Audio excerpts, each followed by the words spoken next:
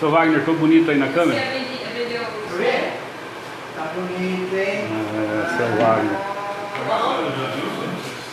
Eu sei, mas porque o seu Wagner muita gente não sabe desse amor.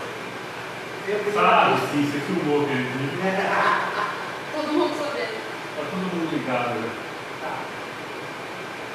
Eu não sabia que eu tava nessa intimidade assim.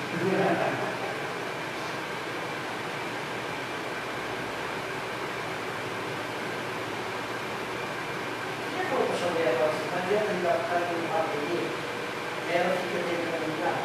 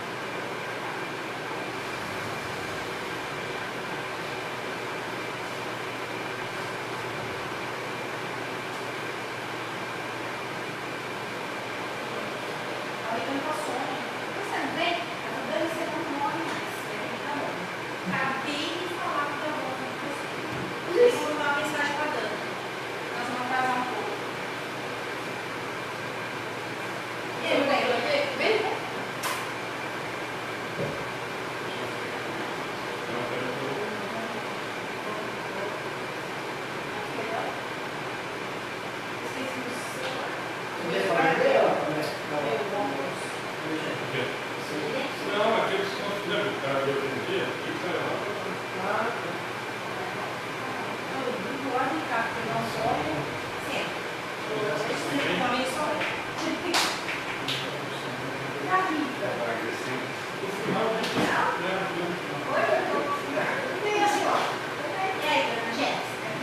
Eu olhei lá para vocês a Jéssica. Oi, Evia, tudo bem? Cadê o Kevin? Kevin não tem. Ele tá apertado, estudando. Estudando? É, ele trabalha para ganhar. Sabe quando esse dia que trabalhava no nosso, esqueci a moto lá e subiu?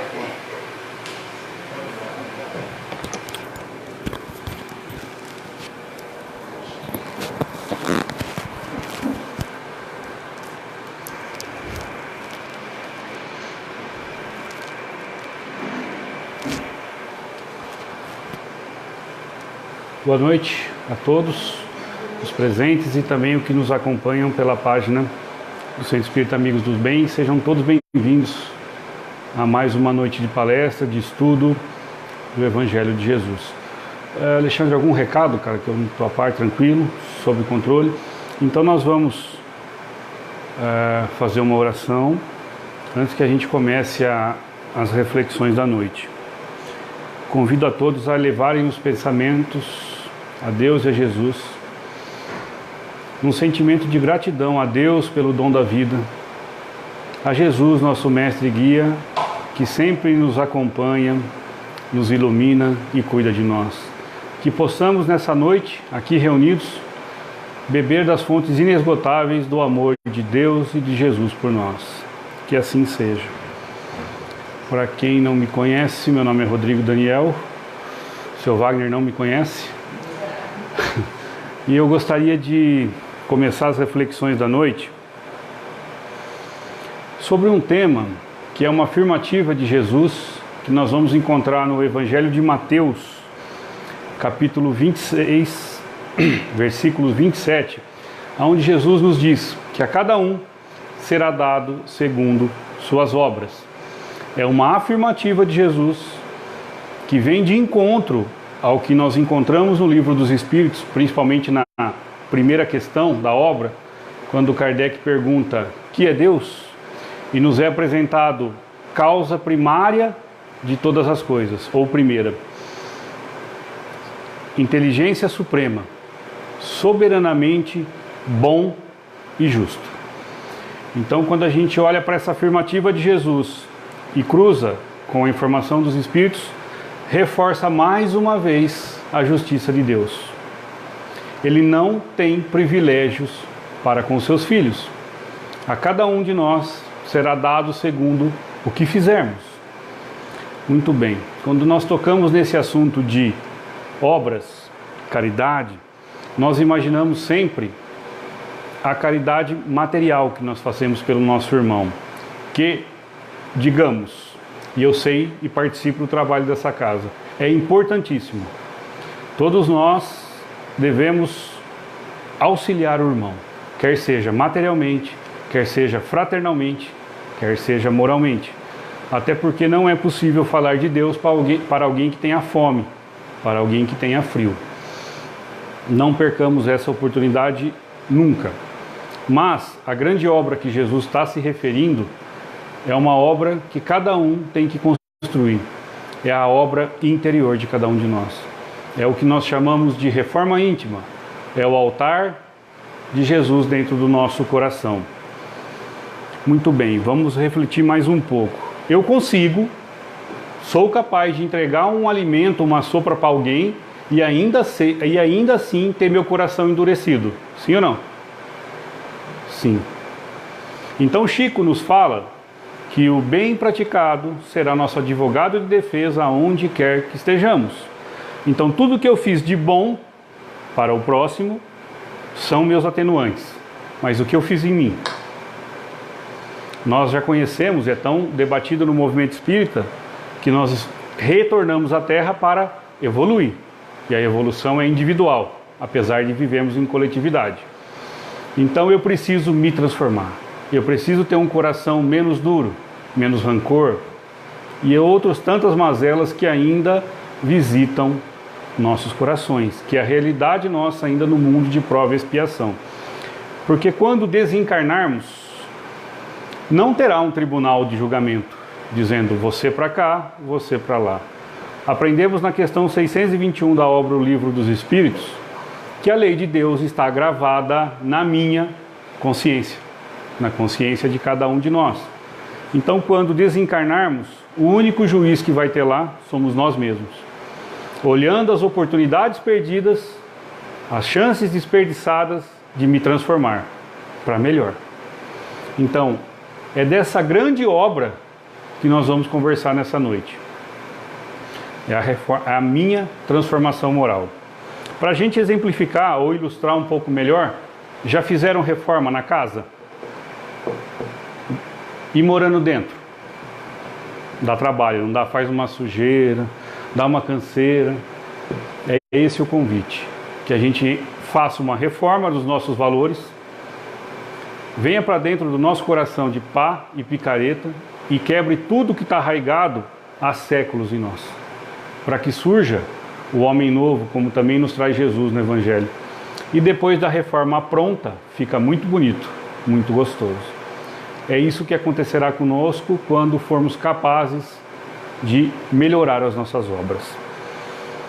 Segunda avaliação desse assunto. Olhemos para dentro de nós e perguntemos se o que nós estamos recebendo, e aí eu não estou falando material, está nos agradando. Se a resposta for não, não culpemos a Deus por isso, nem a Jesus. Porque não cabe a eles essa construção, e sim a mim. Nós somos o arquiteto da nossa vida. Nós somos capazes de fazer diferente. Não adianta se revoltar e contrariar, e ficar contrariado com Deus. Porque, como dissemos, Deus soberanamente bom e justo. Feito todas essas introduções para que a gente reflita juntos na noite, nós vamos olhar para o nosso guia modelo Jesus e fazer aquela pergunta, ou uma pergunta importante para reflexão. O que Jesus encarnado veio nos ensinar? Pode responder, não tem problema. Amor? Jesus veio apresentar o amor e vivenciar o amor entre nós. Então, se eu olho para minhas obras e ainda sinto alguns sentimentos de insegurança, incerteza, falta de fé, dúvidas e tantos outros sentimentos que são nossos, está faltando o que para a gente então? Aprender a amar como Jesus amou. Mas não esse amor que nós distorcemos a palavra, que ficou superficial, que ficou frágil. É o amor como Jesus veio nos apresentar. Ele nos apresenta, Kardec pergunta na obra, de novo, o Livro dos Espíritos, na questão 886, qual o sentido da palavra caridade, ou melhor, qual o sentido de caridade como entendia Jesus. Olhando para caridade e amor como sinônimos complementares, podemos refazer. Qual o sentido de amor como entendia Jesus? E a resposta é: benevolência para com todos, todos mesmo com aquele que a gente não nutre simpatia. Indulgência para as imperfeições alheias. Indulgência é você olhar para o irmão, perceber que ele tem falhas, mas não exaltá-las, e sim exaltar as suas virtudes. Isso é o conceito de indulgência. Porque quando nós apresentamos os nossos erros, não gostamos que as pessoas os exaltem. Não façamos isso com o próximo. E por final, perdão das ofensas. Então, quando a gente olha para o amor de Jesus, que deve ser esse que nós precisamos adquirir quanto a espíritos imortais, bondade, indulgência, perdão das ofensas. Tão mais fácil falar do que praticar, mas é importantíssimo que pratiquemos. Na sequência, nós vamos entender os 10 mandamentos, onde Jesus os resume, nos apresentando como o maior mandamento, que já é tão batido, tão conhecido, mas que precisa da reflexão nossa. Amar a Deus sobre todas as coisas e ao próximo como a ti mesmo. Nós acabamos de conversar sobre o amor, bondade, indulgência, perdão das ofensas. Nós dizemos assim, se a gente perguntando para nós aqui, todo mundo ama a Deus? A resposta vai ser sim. Mesmo quando Deus não faz o que eu estou pedindo, mesmo quando Deus me contraria, eu pedi uma coisa, Ele me trouxe uma doença, na nossa visão, né? Nem sempre o nosso amor continua intacto por Deus nesse momento, porque a falta de fé, a insegurança nos visita. Materialista que somos, Deus ainda é para nós um ser abstrato. Nós não conseguimos pôr a mão em Deus, conseguimos?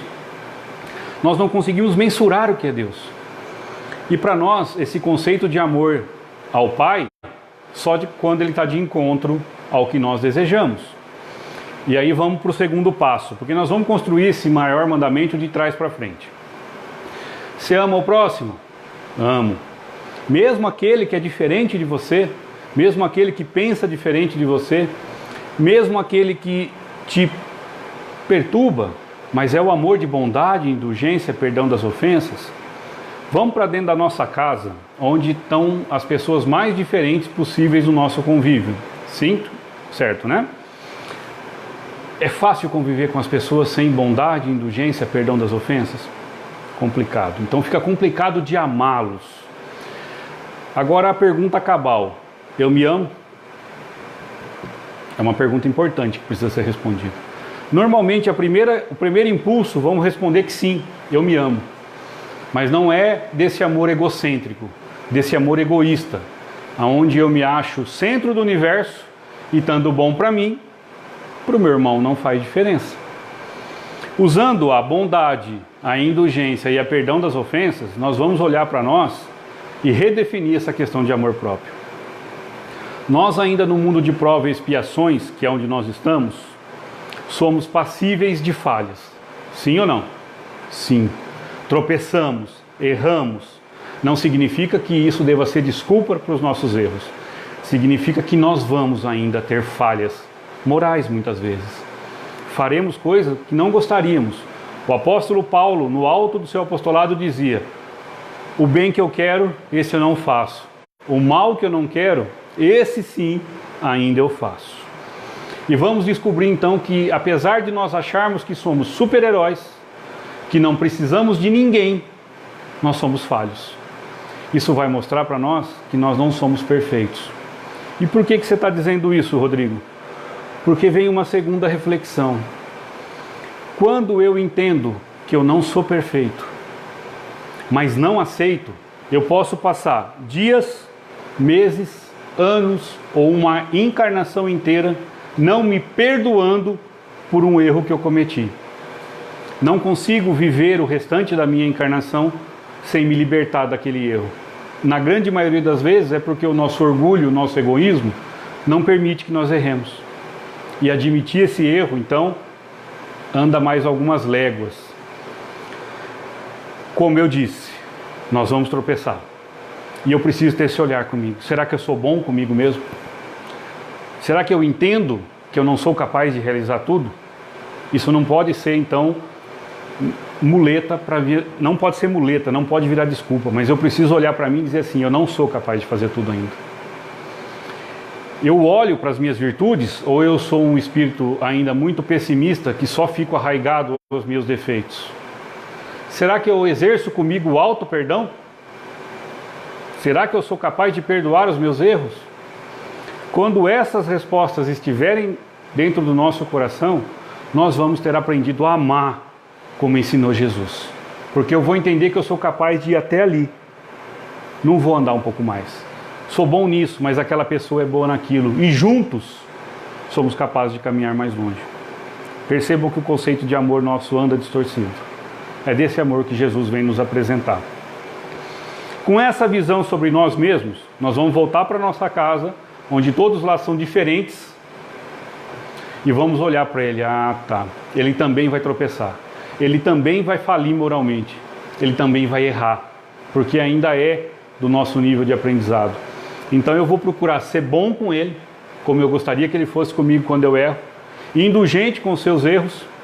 Indulgente significa que está vendo errado e você não vai corrigir, mas você chama a pessoa de forma individual e fala para ela, que é exatamente o contrário que nós fazemos. Nós falamos para todo mundo e não falamos para a pessoa. Indulgência e perdoar os erros alheios. Aprendemos a amar o próximo. Talvez isso, e aí não é em tom de desalento, é em tom de consolo, talvez leve mais que uma encarnação para isso.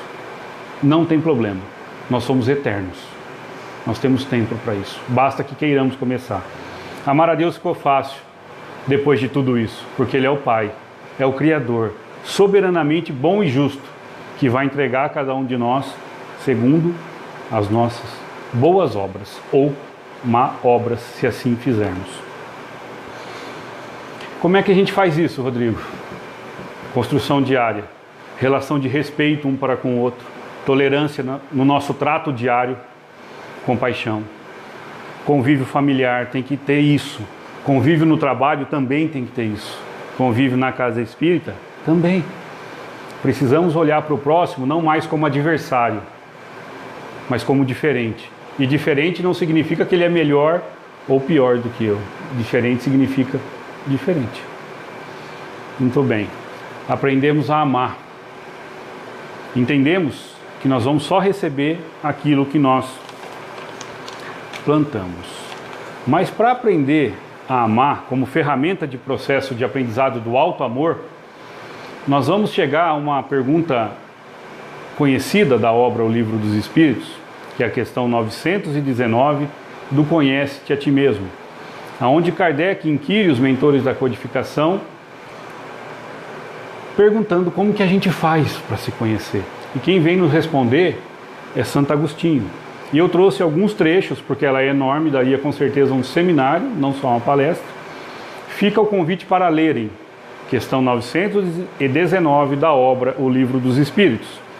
Muito bem, Kardec pergunta: qual o meio prático mais eficaz que tem o homem de se melhorar nesta vida, encarnado, e de resistir à atração do mal? Teremos atração ao mal? Sim. É possível resistir? Segundo Santo Agostinho é, e vamos conversar sobre. Santo Agostinho responde: um sábio da antiguidade vos disse, conhece-te a ti mesmo. Rememorando a Sócrates, que posso errar um pouco, o período de 500 a 600 anos antes de Cristo, já pedia para que a gente nos conhecesse. Mas Kardec não fica satisfeito com essa resposta. Ele continua com uma outra interrogação. Conhecemos toda a sabedoria desta máxima, porém a dificuldade está precisamente em cada um conhecer-se a si mesmo. Qual o meio de consegui-lo? Aqui é importante a gente fazer uma outra reflexão. Alguém é capaz de fazer uma mudança se ele não entende que ele está errado? Não. Então o autoconhecimento é para encontrar dentro de nós as nossas mazelas, nossos vícios, para serem corrigidos, e as nossas virtudes para serem melhoradas. Quando a gente vai olhar para a obra de Santo Agostinho, fica o convite para lerem a biografia de Santo Agostinho. Ele faz a tua conversão ao cristianismo aos 29 anos, de tanto Mônica, sua mãe, orar e pedir por isso. Tanto que depois ela é canonizada e temos Santa Mônica, que é mãe de Santo Agostinho. Até os seus 29 anos, Santo Agostinho tinha uma vida desregrada, com vícios materiais e vícios morais, com sentimentos muito parecidos com o que rondam os nossos corações. Ele se converte aos 29 anos, mostrando que o chamado ele é a conversão contínuo e ininterrupto, e nós podemos fazer ele assim que a gente compreender. Quando eu digo compreender, é sentir a mensagem do Evangelho. Muito bem, ele começa a responder: fazei o que eu fazia quando vivia na terra. Ponto. Sabe aquela história de que faça o que eu falo, mas não faça o que eu faço? Santo Agostinho quebra isso dizendo: fazei o que eu fazia quando vivi na terra. Ao fim do dia, interrogava a minha consciência. Lembram onde estão as leis de Deus? Na consciência. Passava revista ao que fizera e perguntava a mim mesmo se não faltara com algum dever e se ninguém tivera motivo para de mim se queixar. Santo Agostinho, ao final do dia, ele interrogava a sua própria consciência, passava em revista, como se a gente pudesse ler o nosso dia numa revista. Para esse exercício, precisamos desenvolver, e só vai desenvolver fazendo, uma virtude importante, chamada humildade. Porque quando eu começo a interrogar a minha consciência, e eu vou perceber que durante aquele dia, eu não fui tão simpático, solícito ou amistoso com aquela pessoa, se eu não desenvolver a humildade nessa reflexão, o meu egoísmo vai dizer assim: mas ela fez tal coisa para mim, por isso que eu revidei. Todo cheio de razão ainda. E não funciona. Porque aí eu não exerço a humildade. Eu não percebo o meu ato falho, aonde eu errei, aonde precisa ser corrigido. Percebam então que esse exercício funciona, funcionou com Santo Agostinho, funciona conosco, mas ele é dolorido de fazer, porque ele vem mexer nas nossas entranhas, nos nossos vícios e costumes que estão arraigados talvez há séculos em nós. Por fim, se não faltara com algum dever, e se ninguém tivera motivo para de mim se queixar. Sabe quando a gente chega em casa e tem aquela pessoa olhando de rabo de zóio pra gente? Você sabe que ela tem algum problema contigo. Quem de nós dá a oportunidade dela falar o que ela está sentindo? Porque nós sabemos que vai ser reclamação de nós. Orgulho, vaidade de novo. Esse exercício é útil, fundamental, mas requer de nós humildade. Muito bem, nós aprendemos então o maior mandamento como ferramenta de transformação das nossas obras.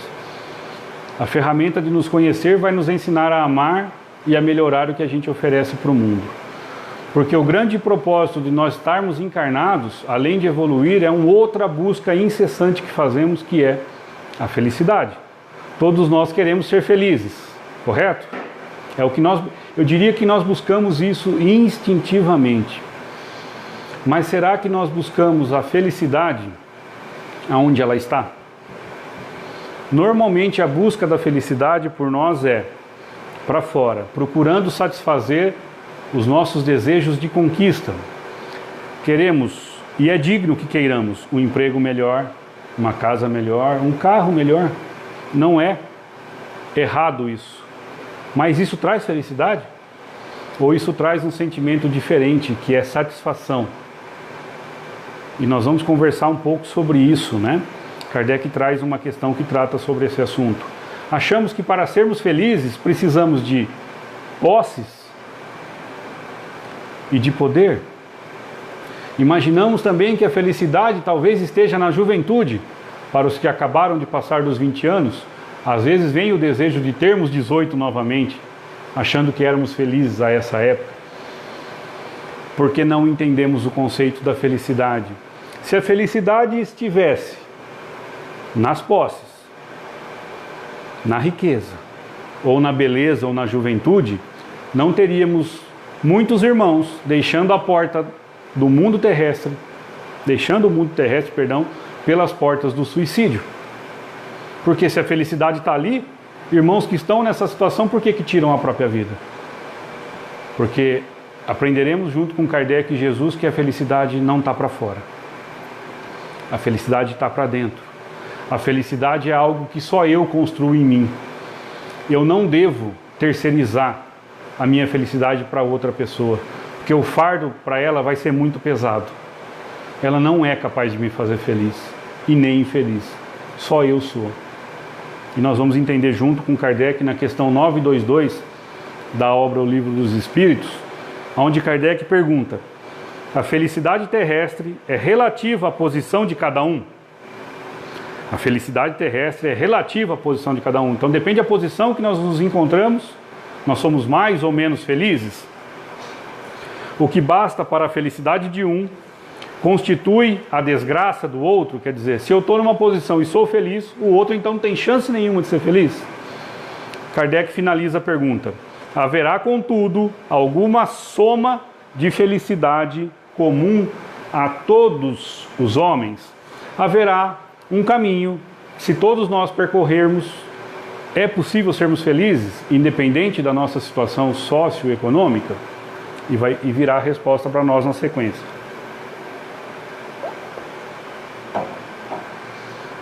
Eles nos respondem: com relação à vida material, é a posse do necessário. Ponto.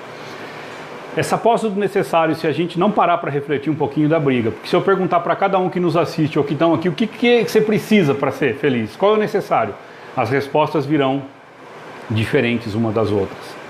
Então precisamos voltar ao ponto da nossa reflexão. Todo mundo concorda que Deus é soberanamente bom e justo? Que entrega a cada um dos seus filhos segundo as suas obras? Sim. Então, nesse exato momento, eu tenho tudo, materialmente falando, necessário à minha felicidade. E aí os amigos podem estar pensando: ah, mas eu queria mais coisa. Primeiro, aí mora o problema. Nós nunca estamos contentes com o que temos, queremos sempre mais. A reflexão que nos traz os Espíritos é: você agradece pelo que você tem? Você tem gratidão por Deus ter te concedido por misericórdia tudo que nós temos no momento? É claro que cada um de nós vai buscar mais. Mas e a gratidão pelo que nós temos? Se nós não formos felizes com o que nós temos, podemos conquistar o mundo, que estaremos infelizes ainda, porque não somos gratos pelo que temos. Então temos todos, independente da situação de cada um de nós, o necessário à nossa felicidade. Então, com relação à vida material, é a posse do necessário. Com relação à vida moral, a consciência tranquila e a fé no futuro. Percebam que eles falam de vida moral. Consciência tranquila, na minha definição do Rodrigo, é a melhor definição de felicidade que nós podemos ter. Quando nós passamos um dia fazendo a reflexão de Santo Agostinho e encontramos nenhum problema no meu dia, fui solícito com todos, amável, auxiliei o meu irmão, o trato na minha casa foi pacífico. Aquele dia que você fala assim: estou me sentindo leve. Existe um estado de felicidade maior do que esse? Não existe. Percebendo então que a felicidade é um assunto aqui dentro. Eu construo a minha felicidade, independente do que eu possuo e do que os outros pensem ao meu respeito, porque esse assunto está diretamente ligado conosco e com o Criador. E por final eles dizem: fé no futuro. Kardec nos traz no Evangelho segundo o Espiritismo a fé inabalável, aquela fé que contesta que é possível encontrarmos face a face com a razão. Essa fé construída em nós, ela vai nos dar a certeza da vida futura. Jesus nos deu muitas dicas. Há muitas moradas na casa de meu Pai. Meu reino não é deste mundo, a felicidade não é desse mundo, nos apontando para um mundo em espírito felizes. Claro que esse trabalho depende de cada um de nós. Queremos ser felizes aqui na vida presente? Dá para ser? Dá. Posse do necessário, gratidão pelo que nós temos. Consciência tranquila e fé no futuro. Sem a certeza da continuidade da vida, fica difícil vivermos no mundo material como ele está. Precisamos da construção dessa fé dentro de nós. Significa que não teremos problemas? Não, pelo contrário, os problemas vão continuar acontecendo. E é bom que eles venham. Mas nós aprenderemos a enfrentá-los, não mais só, mas com Jesus ao nosso lado, pela confiança desenvolvida em nós no Pai. Muito bem. Também Jesus não se ausenta de nos deixar uma mensagem sobre a questão da felicidade. Chegamos ao Evangelho de Mateus, no 6º capítulo, os versículos 19 a 23. Do 19 ao 21, nós encontraremos Jesus nos explicando que o que a gente sente está muito ligado com o nosso conceito de felicidade ou não. Nos 22 e 23, ele nos apresenta uma lei já conhecida pelo movimento espírita, lei de causa e efeito. E eu gostaria de reproduzir esses versículos refletindo sobre eles. Jesus começa no 19.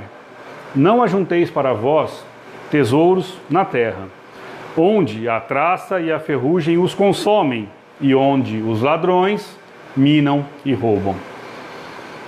Toda vez que a gente chega a um texto do Evangelho de Jesus, nós precisamos quebrar a casca e aprofundar na mensagem que ele está nos mandando. Ele está falando de tesouro. Normalmente quando a gente se refere a um tesouro, é algo que a gente gosta muito, né? Que a gente demonstra sentimento por isso. Ele está nos fazendo alguns alertas sobre o sentimento de posse que muitos de nós desenvolvemos sobre essas coisas.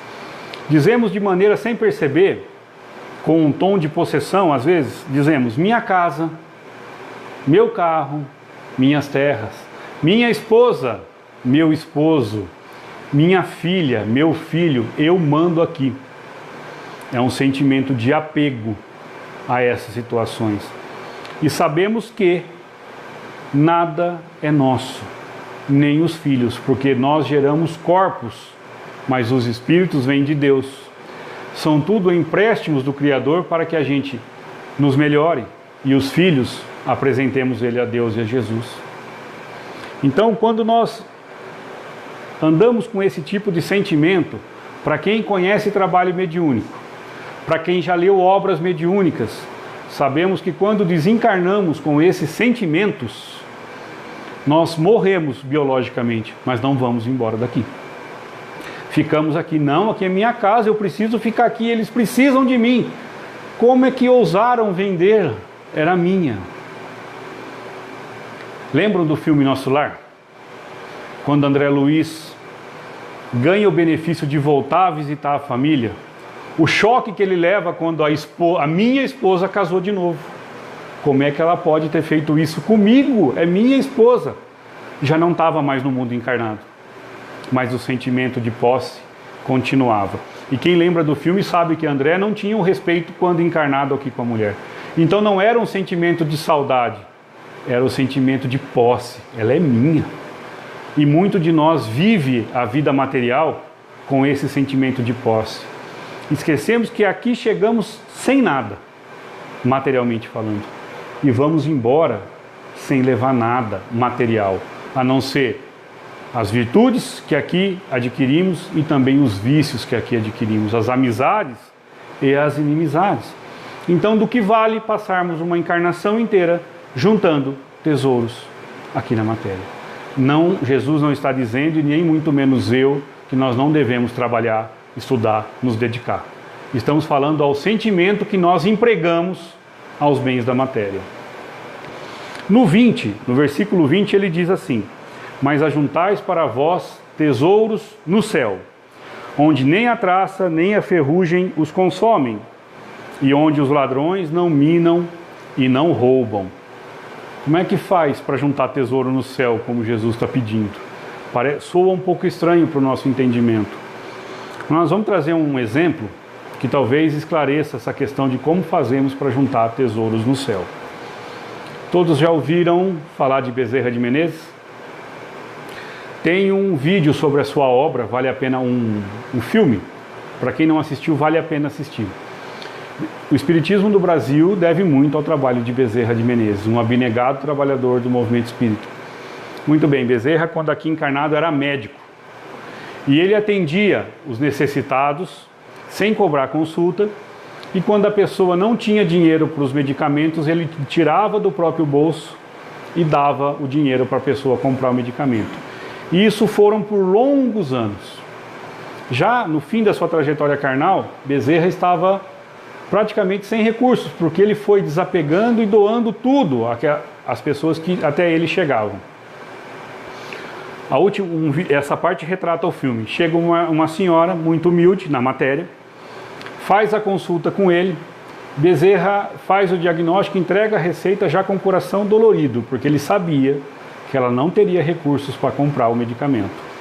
E ele também já com poucos recursos.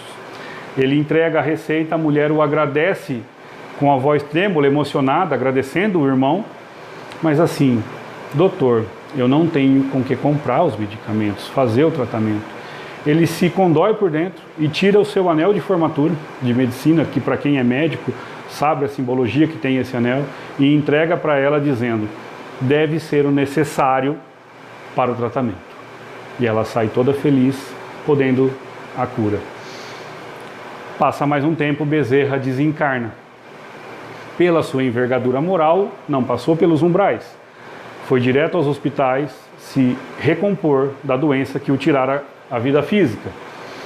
E ele começa a escutar um burburinho na janela do hospital. Burburinho são várias pessoas falando ao mesmo tempo. E esse burburinho aumentava, e ele pergunta ao enfermeiro ou amigo que cuidava dele o que era esse burburinho, o que eram essas pessoas. E o irmão então o responde, Bezerra, esses são os irmãos que na matéria você ajudou abnegadamente, que estão aqui para lhe agradecer e lhe dar as boas-vindas.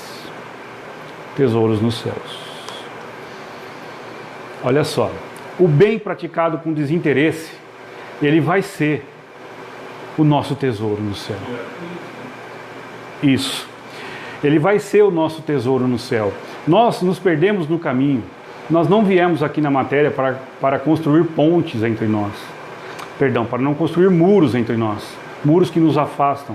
Nós viemos para fazer pontes e ligar corações uns aos outros. Bezerra fez isso. Fez o bem sem olhar a quem. Fez desinteressado. Ele juntou os sentimentos nos céus para ele. E querem mais tesouro do que esse. Poder chegar à casa do Pai e ser recebido por aqueles que nós possamos ajudar ou por aqueles que têm simpatia conosco.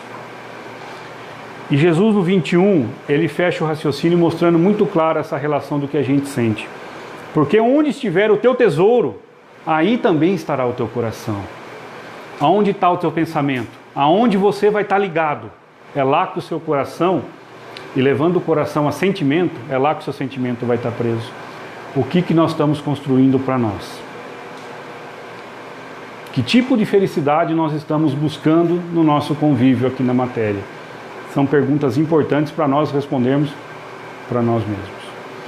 Como eu disse, no versículo 22, Jesus começa a apresentar uma lei já conhecida, que é a lei de causa e efeito. A lei de causa e efeito é aquilo, tudo que eu faço, o mundo vai encontrar uma maneira de me devolver, seja bom ou ruim.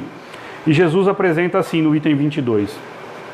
A candeia do corpo são os olhos, a luz do corpo são os olhos. De sorte que se teus olhos forem bons, todo o teu corpo terá luz. Será que Jesus... Então eu não me encaixo, né? Porque meus olhos não são bons. Será que é desse olho que Jesus está falando? Será que é nessa simbologia? Claro que não. Ele está falando se os nossos olhos, nós que enxergamos o mundo onde nós vivemos, o que nós estamos apegados? No lado positivo da vida? Da parte boa? Ou só olhamos o lado negativo das pessoas, o lado negativo da situação? E aí muitos que estão nos assistindo, ou os amigos aqui presentes, podem dizer: Rodrigo, mas nem sempre vem coisa boa para nós. Será? Ah, mas quando me visita a doença, a dor, quer seja ela física ou moral, a dor na nossa vida de encarnados aqui ainda, ela só tem um objetivo: nos ensinar alguma coisa. Se a gente olhar para o lado positivo da dor e aprender com ela rapidinho, ela vai embora, ela não vai ficar mais. Então tudo que a vida nos oferece tem o lado bom e o lado ruim.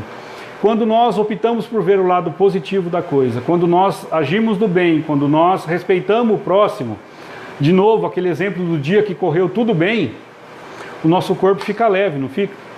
Naquele dia, dificilmente conseguimos nos irritar, conseguimos perder aquela vibração positiva. Por exemplo, como hoje estamos na casa espírita, essa vibração de paz que reina aqui dentro, né? Isso é os olhos bons que Jesus nos fala. Em contrapartida, ele nos apresenta: se porém os teus olhos forem maus, o teu corpo será tenebroso. Se, portanto, a luz que há em ti são trevas, quão grande são tais trevas? Se, ao contrário, eu continuar olhando para o mundo sendo maledicente, maldoso, olhando sempre o lado negativo da vida, pessimista, achando que nada mais tem jeito, que ninguém serve, nós vamos adquirindo sentimentos para nós de rancor, de mágoa. Esses sentimentos, quando nós temos, ele é bom? O nosso corpo se sente bem? Não. Sentimos dores, ficamos com o corpo pesado, né? Um exemplo também para nos ajudar a auxiliar. Sabe quando nós brigamos com alguém? Discutimos ou guardamos alguma mágoa? Aquela pessoa normalmente dorme com a gente, acorda, toma café, vai trabalhar, almoça com a gente. Se a gente fizer uma viagem, nem que ela mora a 1000 quilômetros aqui, ela viaja com a gente o dia inteiro, janta com a gente, porque nós não esquecemos aquele sentimento. Nós ficamos mentalmente ligados a ela. Talvez ela nem lembre que a gente exista, mas nós estamos ligados mentalmente a ela. Esses são os olhos maus. A gente não consegue olhar para o próximo como um ser falível, como eu sou. E queremos que ele seja perfeito, quando eu ainda não sou capaz da perfeição. Então, o teu corpo será tenebroso mesmo, porque ele será pesado, difícil conviver com esses sentimentos. Aquela pessoa vai continuar dormindo e acordando com a gente até aprendermos a amá-la. Bondade, indulgência, perdão das ofensas. Um outro exemplo muito legal que a gente pode ter dessa situação de olhar o lado positivo e o lado negativo da vida. Eu não sei se já viram nas redes sociais, enfim, Facebook, WhatsApp, Instagram, a foto de um pé de ipê rosa, grande, frondoso assim, florido, a coisa mais linda.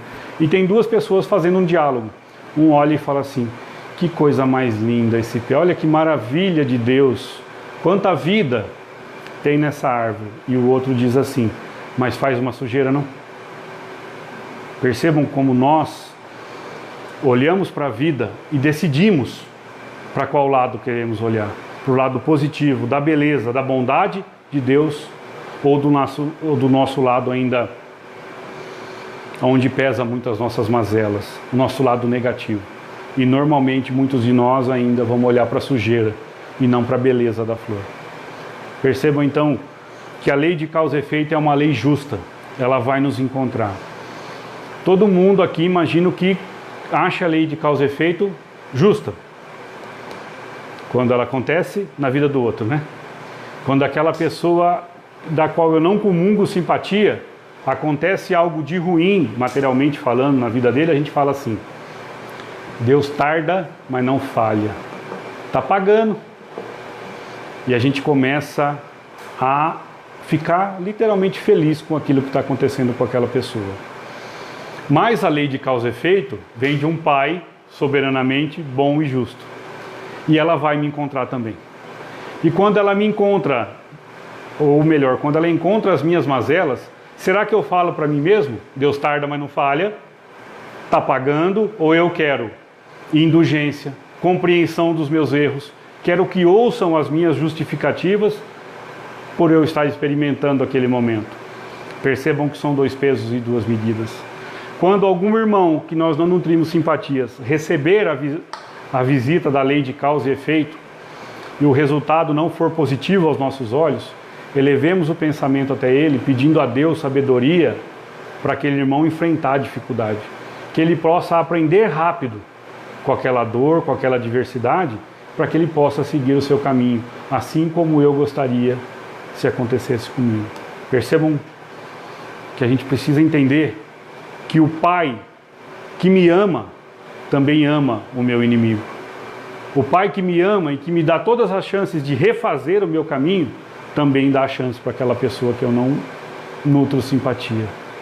Nós queremos um Deus parcial ao nosso lado e não entendemos que Deus é soberanamente bom e justo. Na sequência de toda essa reflexão, encontraremos uma outra lei bonitinha. Lei de merecimento. Merecimento é bom, né? A gente acha que é o quê? Crédito.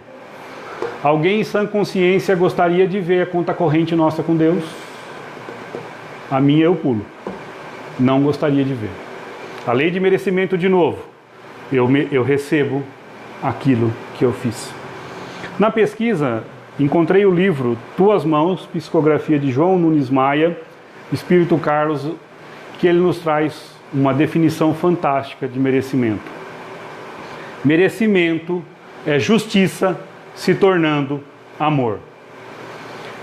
Deus, soberanamente bom e justo, justiça. Amor, bondade e indulgência, perdão das ofensas. Então tudo que está nos acontecendo é pela justiça divina e pelo seu amor por nós. Merecimento, então, é a justiça se tornando amor. Tudo que favorecemos para os outros cria, por lei, um favorecimento para nós. Tudo que dermos sobre a vista do bom senso propicia as mãos generosas prepararem dádivas para nós. Tesouros nos céus. Percebam que a prática do bem, perdão do trocadilho, só nos traz o bem, só nos faz bem. E a gente se perde nesse caminho e fica desejando e sentindo outras coisas, né? A carta de Paulo às Gálatas, capítulo 6, versículo 7, já tão batida, mas tão importante na reflexão. Tudo que o homem semear, isto também ceifará. Alguém conseguiu plantar um pezinho de tomate e colher batata? Não rola. Se nós semeamos o bem, a bondade, a mansitude, nós vamos encontrar isso de volta. Mas aqui na matéria eu não estou encontrando. A promessa não é para agora. A promessa é para quando a gente estiver no plano espiritual. Nós não podemos ignorar que nós não somos esse corpo físico. Nós estamos nesse corpo físico, o que é muito diferente. Então, se a recompensa ainda não chegou, aguarde pacientemente, que o Pai não erra o endereço. Falamos muito na noite de hoje sobre as nossas obras, que são elas que definem a nossa sorte quanto a espíritos. Mas não podemos sair daqui sem falar um pouquinho sobre a fé, porque os irmãos devem estar se perguntando, mas e o processo da fé nessa ferramenta toda? Muito bem.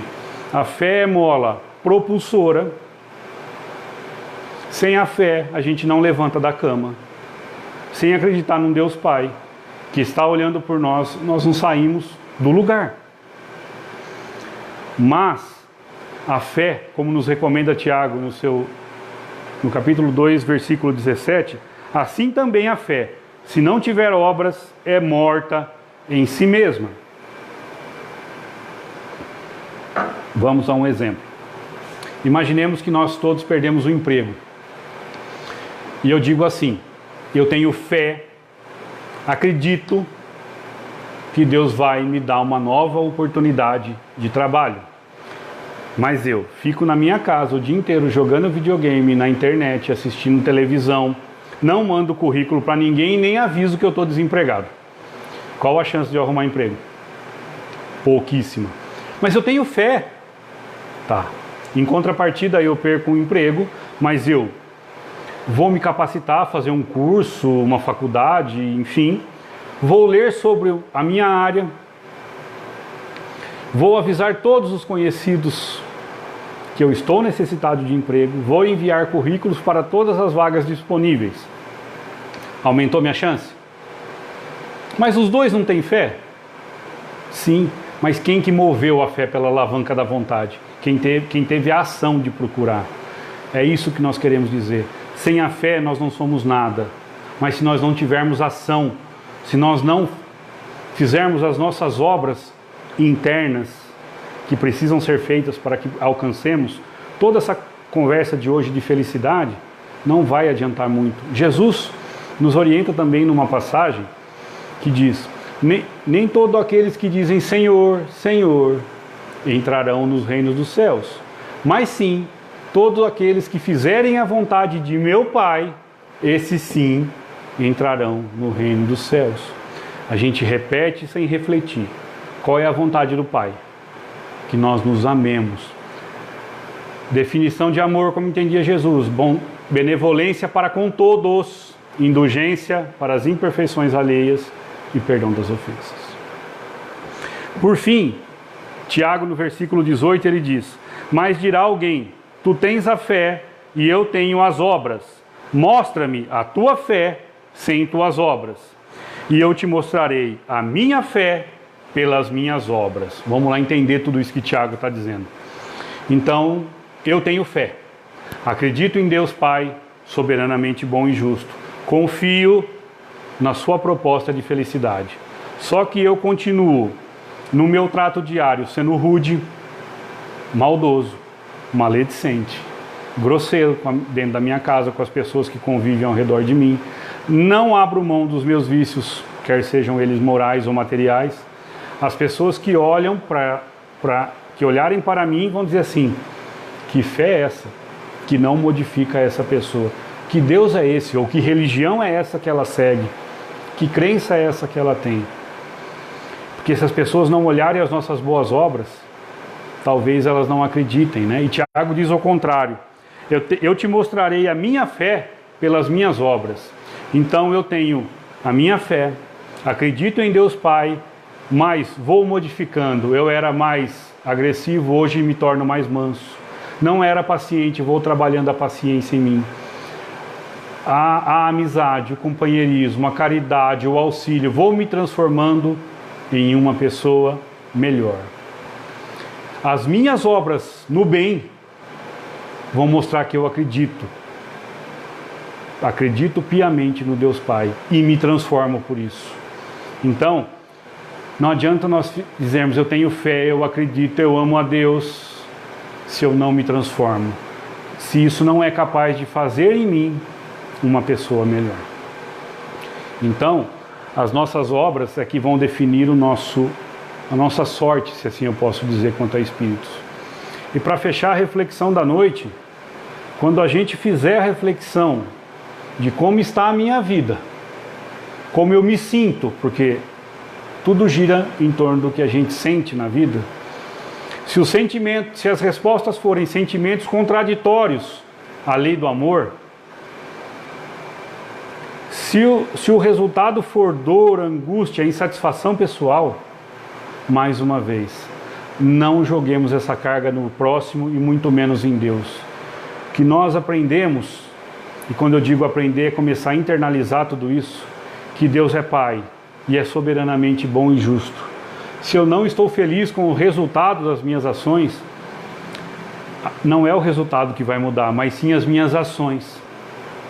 Que eu aprenda, dia após dia, melhorar o meu trato com as pessoas, o meu trato comigo mesmo.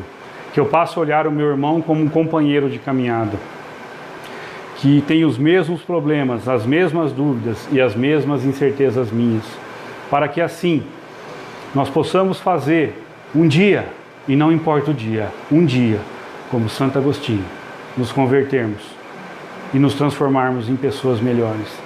Que nós possamos, como muitos irmãos anônimos que fizeram da sua vida um servir a Deus e ao próximo. Muita paz a todos, muito obrigado por me ouvirem. Aos amigos que aqui eu tenho, meu muito obrigado pela oportunidade de falar na noite de hoje. Fiquem todos com Deus. Você vai fazer?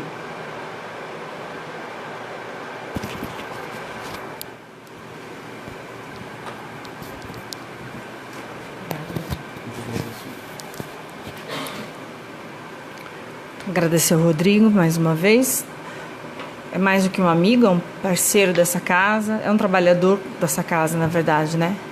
Para embrulhar brinquedo e tudo mais, né, Rodrigo? Sempre.